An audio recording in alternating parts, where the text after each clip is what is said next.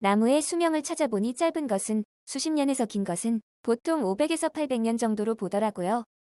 저 수명은 자연 상태에서 일반적인 수명을 말하는 것인가요? 제가 궁금한 것은 병충해가 없고 충분한 토양과 영양분이 모두 공급된다고 가정했을 때 동물처럼 노화에 의한 수명이 정해져 있는지 궁금합니다. 안녕하세요. 지식들지기입니다.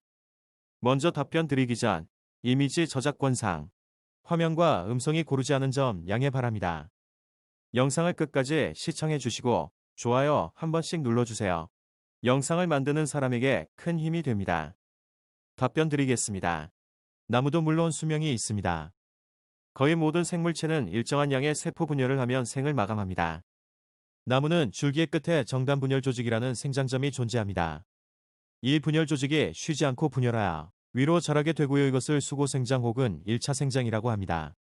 그 다음 나무는 자라면서 줄기 둘레로 형성층을 가지고 있고요. 형성층이 분열하면서 두꺼워집니다. 이것을 직경생장 혹은 2차 생장이라고 합니다. 모든 나무는 이렇게 1차, 2차 생장을 통해 덩치를 키워가지요. 그래서 대부분 나무는 뿌리 근방에서부터 위로 갈수록 오래된 세포이겠지요. 그래서 대략 어느 정도의 정해진 수의 세포 분열이 되면 그 나무는 늙어서 생장이 더 이상 불가능해지지요. 동물 세포의 경우는 대략 염색체 끝에 있는 텔로미어가 세포 분열할 때마다 짧아지기 때문에 어느 정도 횟수를 분열하면 텔로미어가 작아져서 세포 분열이 정지한다는 이론이 있지요. 세포 분열 횟수도 나무의 종류마다 다르겠지요. 그런데 아주 오래 사는 나무들은 환경이 매우 척박한 고산지대라든지 바람이 많이 분다든지 하는 곳에서 자랍니다. 우리나라 태백산이나 소백산 정상 부근의 주목나무나 미국 로키 산맥의 브리슬콘 잣나무 등이 그런 경우입니다. 매우 열악한 환경이므로 아주 천천히 자라므로 오랫동안 자랄 수 있게 되는 경우가 많습니다.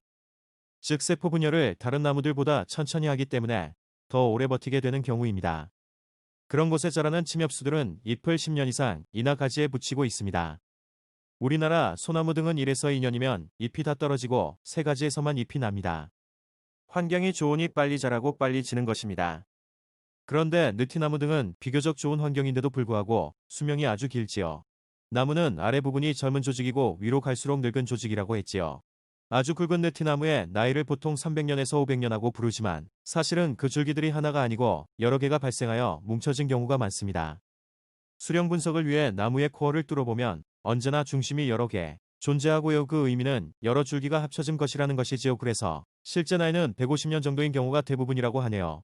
즉 나무가 쇠약해지면서 새로운 가지가 아래에서 발생하여 합쳐짐으로 오래 유지되는 경우가 많다고 합니다. 그러나 그런 제한을 뛰어넘는 것이 줄기세포이라는 개념이고요. 나무에서 이러한 줄기세포는 가지의 끝에 정단 분열 조직과 줄기 주위로 둘러싼 형성층에 존재하지요. 그래서 어떤 식물들은 환경이 우호적이면 계속 자라게 됩니다.